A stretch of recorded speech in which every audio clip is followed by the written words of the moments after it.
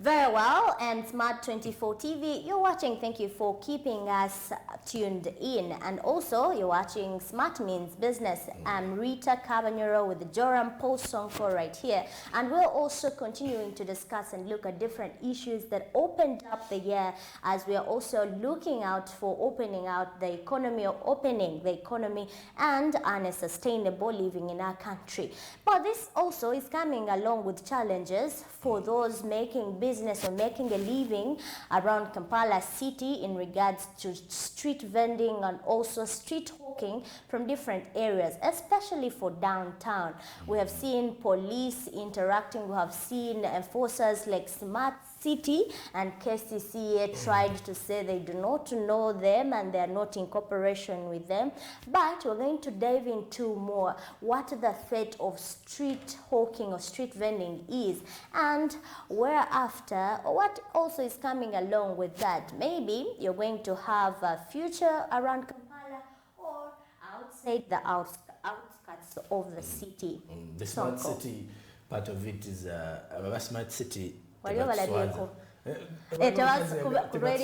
Smart. No, there's a lady who said Bamba la kasatka white. Bamba, it's black and white. Black and white. Because that is how she actually said Bamba white and black. By name same beam, they take out things. Back then during the festive season, there was a time I was going through town. And then I happened to see a lady who was on one of the trucks of KCCA, and enforcing or KCCA over just street okay. They are taken her things. Okay. So one thing that hurt me most was the fact that she was really crying, and you can bear with that because she has to, because it's a business. But then on the truck, I know now on the truck there are over 4 women wearing KCCA. And I was like, no, this is interesting. You have 4 women, the same one. I think this time around KCCA decided to send out its women to go for the women. Sometimes it's like that. And then in my picture I was like, now the world is really unfair sometimes. There is one who woke up very early in the morning to go and work. Both of them went to work, and then one is going to enforce. And they are all mothers there. One is just going to disrupt someone's work. And you could see that some of the KCCA workers were a bit touched, but because it is work and you have to do your role to enforce the guidelines of the council. But then it also takes us back to the people working in the arcades. These people claim, not actually claiming, but they pay huge amounts of money. People are paying from 1 to 1.5 million a month, and then the best you can make in a month is maybe 500,000. Then you ask yourself what went wrong. Yet there is someone who's selling the same product you're selling in front of you in a space he hasn't paid for. Very well. As we're complaining, as we are advocating for a clean city, there are mixed reactions from every side. Has got the bad, the poor, those who are rich, those who are not rich, poor, wealthy. Every side has got lots of that. But before we get to that side, what does government say? Government had given the 10th of January for the street vendors and the street hawkers to vacate the city area. Then they not doing businesses because they are designated markets that government allocated for commodities, for those selling commodities and merchandise to go to different area. Kwegamba, we want to be American streets. Those are the smart streets. The gentleman wearing white. And we're going to be coming to that, because when you look at the brand, they are called Smart, and they have got KCCA around what they are putting on in the middle there.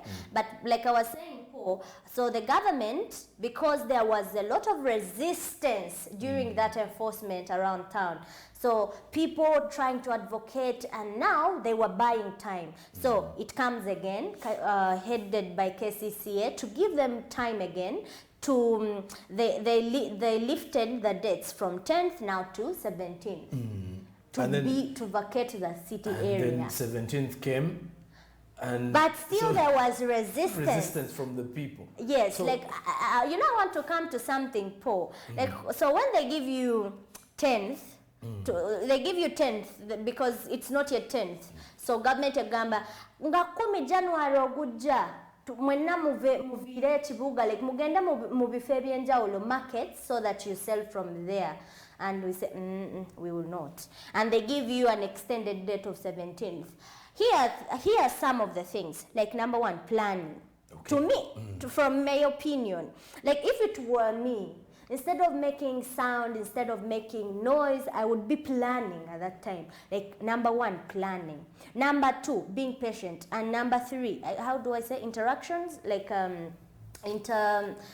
lobbying out for areas or something. This would be my 3 areas of consideration if I would be among the street hawkers. What would be yours? If I was no, mine mainly is if I was a street vendor, I would first of all look at the opportunities that arise from going away. Once I see, because when you look at why they're resisting, is they realize going away from where they've been making some good money, it's going to be hard when you move inside the markets. Because Ugandans are too lazy while doing some Ugandans are too lazy while doing shopping. They will not want to move inside. They would say, no, let me stick around here. So these street vendors first look at the opportunities and say, what if I move inside? Sente nezilekera okujja ngenda kola ntya. Kati abakesi siwe bajja nga bagamba why? Sina agenda kantekewo force oba nkube emigo, but I'm not leaving. And you find them actually saying temungoba mu kifo kyange ekifo kyatannabasasulira. But then again, I'm sorry, I'm laughing. But when you move away from that, still in my view, if I was a street vendor, I would again look at there are some opportunities that arise even in some hardships. Try to see before ngatebana kujjawo the opportunity. You need to first understand the marketplace there. Okay. You can as well, because with the street vendors, they are very flexible, by the way. They can change any day. Today he can come selling this, the next day he sells something else. So that means when you go somewhere, try to see who are the people there, who are the clients there before you actually resist. Sometimes you may actually be going to a far better place than where you are, and then you resist because you believe this is where you make more money. But in most cases, others also fear, saying that there are charges, all the taxes they are going to pay when they they go there, and yet here it was only free and I agree with you, Paul. And just to add on what you're saying, other factors that are also trying to lag them behind, another to supplement, is that they claim that there is no space in these markets. And this is true, by the way, because you're pushing them to Usafi market. Usafi market already, already. Like there are people there. You're pushing them to Chitintale market. There are also people there. So these markets that have been built have already been occupied. Like what I realize around there, what my observation is there, is that if government had really wanted, if it had a vision about street hawking and street vending in Kampala, it would do a survey, first of all. You might not exhaust them because each day someone new comes walking with a masat, walking with the bags, walking. Even someone you haven't actually seen a day before. Yeah, but there are estimations that you can make as a government, and I know we've got tools and we have facilitations for this. Sometimes they're being just misused. So what you do a survey. After the survey, know the markets. And before you open up markets, just like last year, Kasubi market, the other year before last year, Kasubi market is one of the markets that was newly, reopened to the people. Can you first know that how many people can occupy this market and how many new people can actually bring in and how are they going to be adopting? Cases here, you have not done that. You've not done that. You're just pushing people, go to the market, go to the market. There's also this issue of you're pushing people to go to the market, but where are the people, what are the channels for these people who are going to buy?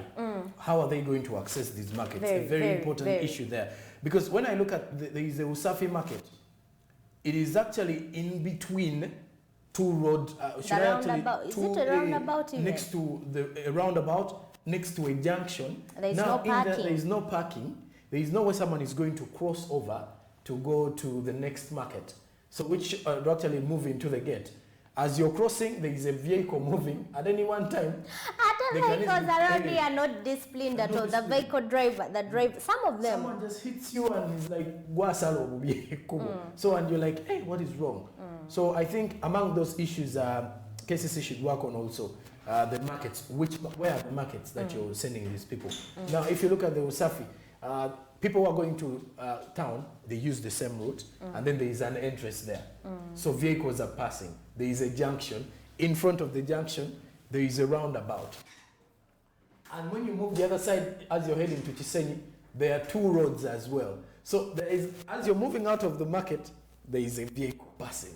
So it becomes very difficult. It's congested. It's congested. I agree with what you're saying. And just like I was saying, there needed to be a survey done before. And you know, sometimes I say that, are we selfish as implementers, as leaders, as authorities? Like, I mean, there are people who actually, civil society organizations, are there to help government make better structures or plan better. We have planners around the country. If government should take use of these other organizations, take use of the private sector, involve them in decision making. I don't think there would be such problems if government, you know, tries to work hand in hand with these other organizations for better planning. You never know. Take us and we. These ideas would have helped anyway. And in case you involve people in certain decisions, you never regret at all. Just like you're saying, there is no parking in some of the markets. They claim. They put up the Kalere market very well right now. Sometimes I pass there, but still there is kind of the congestion because we need also to sensitize people on how to use these markets as well. We need to sensitize. A lot has to be done. There is a lot of preparation to be done before we open up these places. How come during road constructions you close people up, like you no passing here until it's opened, until it's commissioned. It's a road reserve. Yes, it's a road reserve. And we tend to obey. And we tend to obey. And do not push it on to people that they are not going to understand. Yet, during road constructions, we understand we don't pass there until you say this road is opened. Well, that because is how we it don't is, have should cars. always be. That is why they are. That's a joke anyway.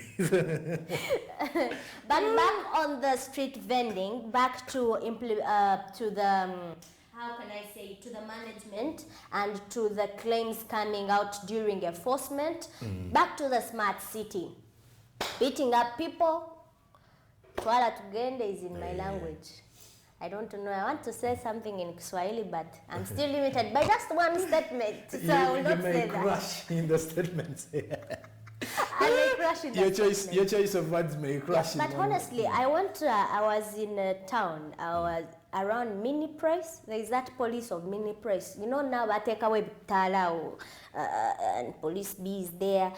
What was happening there? And what happened is even they were taking people who, you know, some people just go in town to just spectate and see what's happening. True. Hey, police was just idle. You're idle here.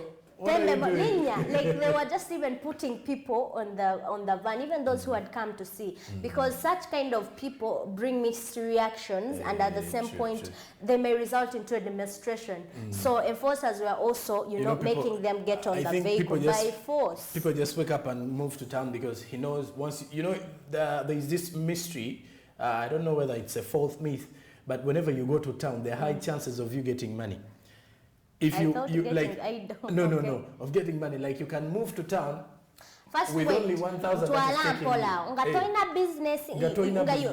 You're just a normal person having 1,000. You walk to town. Okay. What they call okuyiriba. Just that no gendayo. People have when you get conversation. Most of these youth who move to town agenda yo nga taina mulimu. But then once you move in there, you're like no. Now again, by the end of the day, via in kumitan. So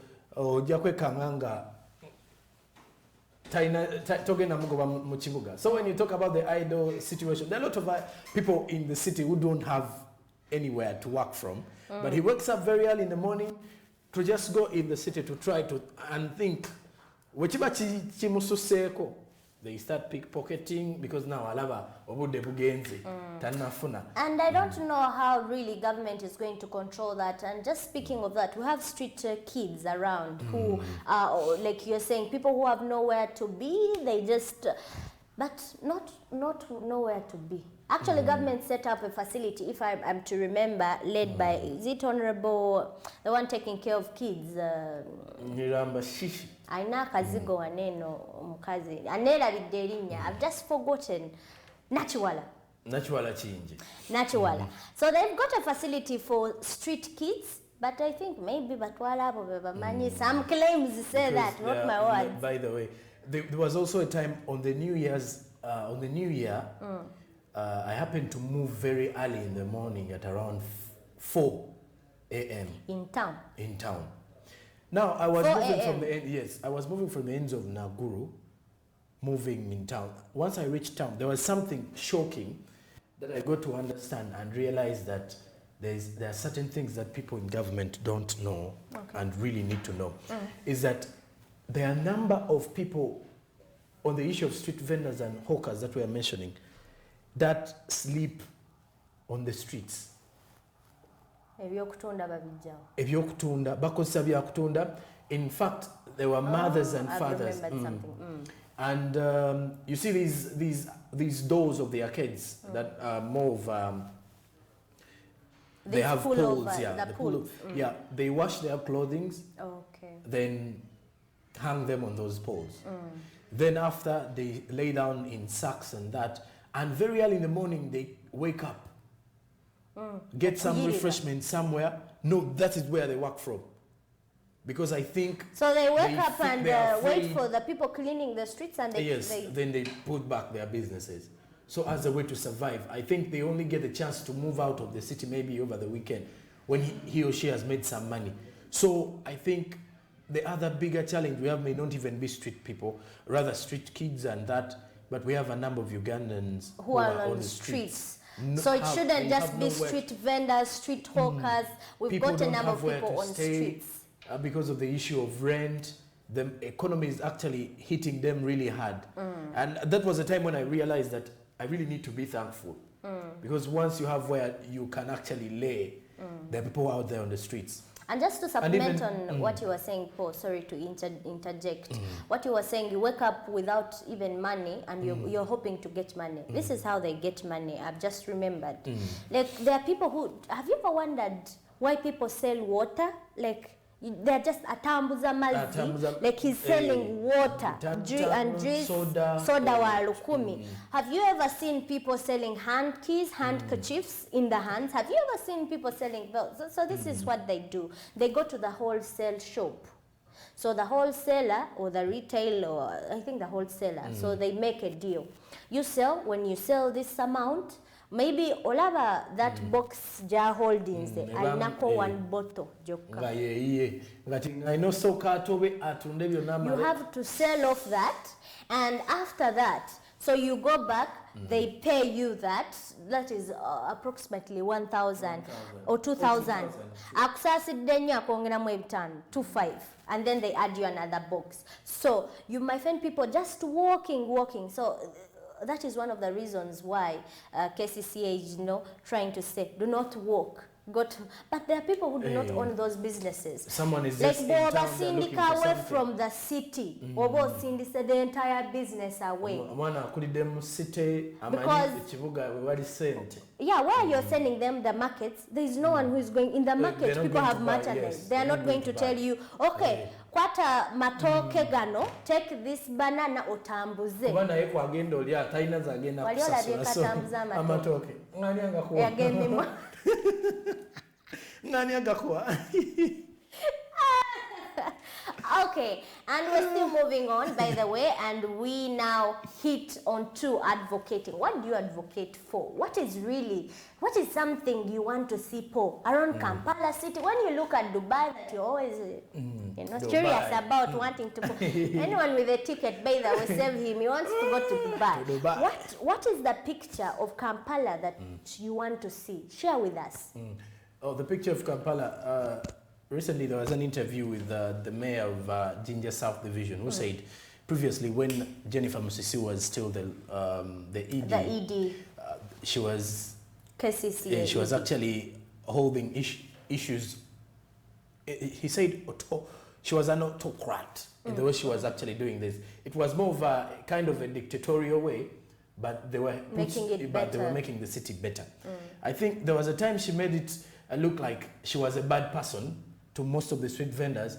But if you to look at how the city grew in the 4 years to 5, everything was on everything speed. was on speed, and I think the city has to get back to the drawing board. You did actually talk about the leaders who maybe the leaders are selfish or greedy in one way, but I think as the leaders, some way or the other, we need to look back and see, first of all, if there is money in the central government that the central government has laid on board, to see the way forward for these people. Bagala, try to be there alone on that money. On that money. Because you know, Paul, sorry to just right there, when you're alone, or if it's a family, tata unakuwa center, you're very many people, and it gives you to just go and paint our house, go and paint the house. In that home, you're very many who can make decisions. True. But because only selfish, you just have all the ideas for yourself. Making sure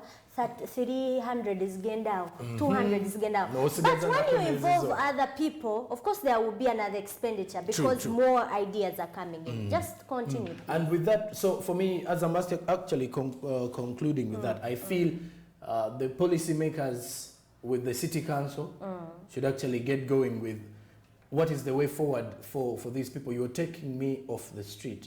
You're putting me in the markets. Yes, in the markets. What have you laid for them? Because it is supposed to be beneficial for us, not the matter of factors getting people off the streets because you want the streets clean, and then putting them in the markets. Because that is why they are saying, we are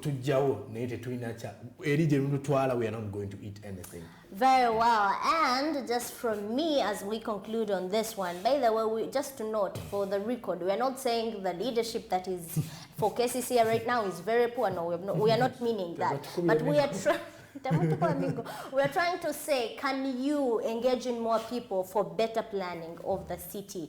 And SMB continues right here. I'm Rita Cabanyoro. And I'm Jerome Paul Sonko. We're going to return with the sports and also Smart 24 TV. You're watching. Keep it up. Don't touch your remote.